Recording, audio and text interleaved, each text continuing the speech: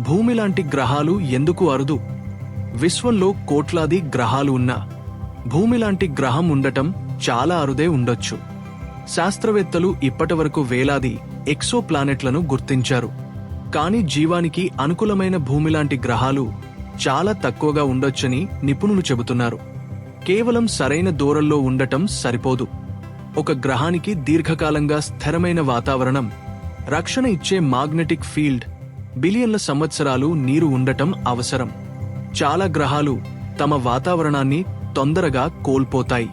కొన్ని గ్రహాలు తీవ్రమైన కిరణాల వల్ల ప్రభావితమవుతాయి. ఇది ఎందుకు ముఖ్యమంటే, జీవం అరుదుగా ఉండటానికి కారణం గ్రహాల కొరత కాదు, వాటికి బతకడం చాలా కష్టం కావడమే.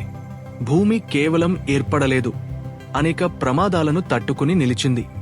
జీవం ఇంకెక్కడో ఉండొచ్చు, కాని భూమి ప్రయాణం అసాధారణంగా ఖచ్చితమైనది.